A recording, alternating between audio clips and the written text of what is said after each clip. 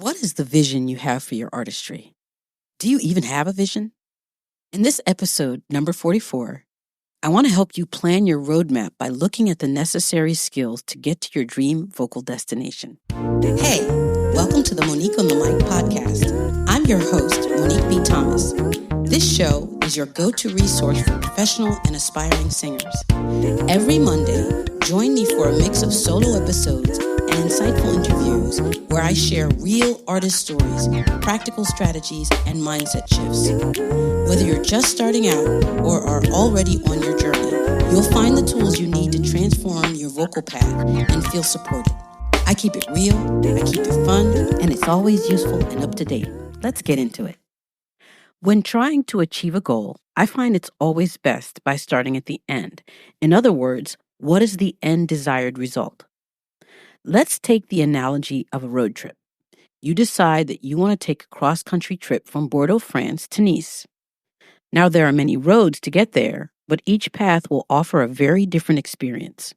You could go by plane, train, bus, carpool, or even drive yourself. Each mode of transportation has its pros and cons. In order to decide how you want to go, you must have criteria. Do you want a relaxing trip where someone else drives? Are you going on a trip with friends that might make you decide to take a party bus type thing? Is this a family trip with small kids, which will require more frequent stops for food, bathroom, and maybe some fun breaks? You can see how one trip has many options, and here's the thing, you can change your mind along the way. I think you get the gist of it. Such is the case for your artistry. You might start out wanting to sound like Frank Sinatra, so you'll have to understand what made Frank special and unique. What that really entails is understanding what skills Frank possessed. Let's look at what I've identified to be 6 major skills vocalists need to stand out.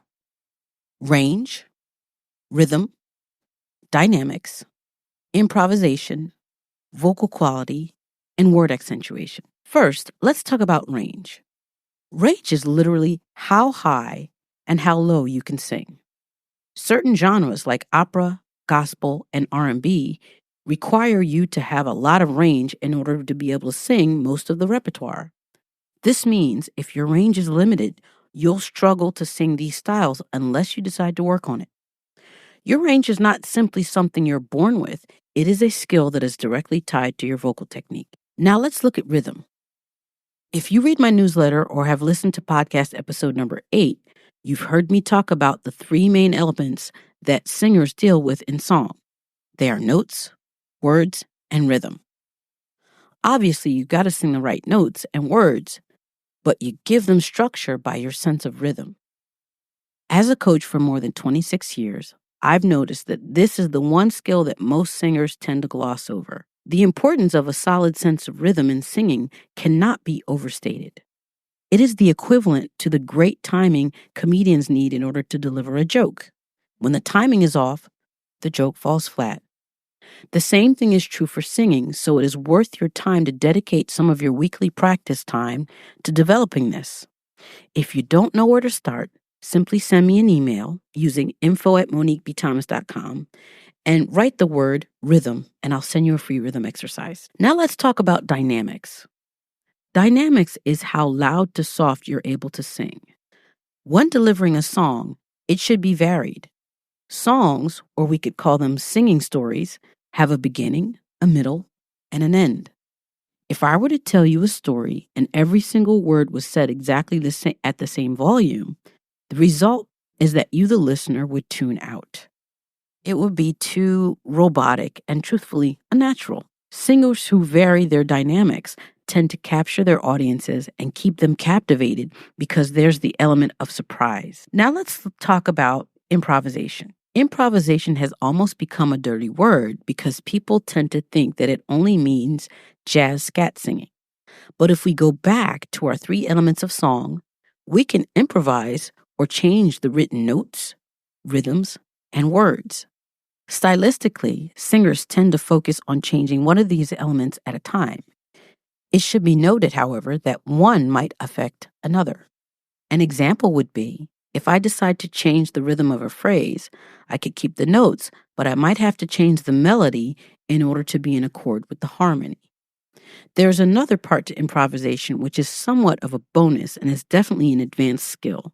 That is embellishments. This is when you are adding notes to what is already written. This could be in the form of riffs and runs. Let's talk about vocal quality. This is literally how good and even your voice sounds when it comes out.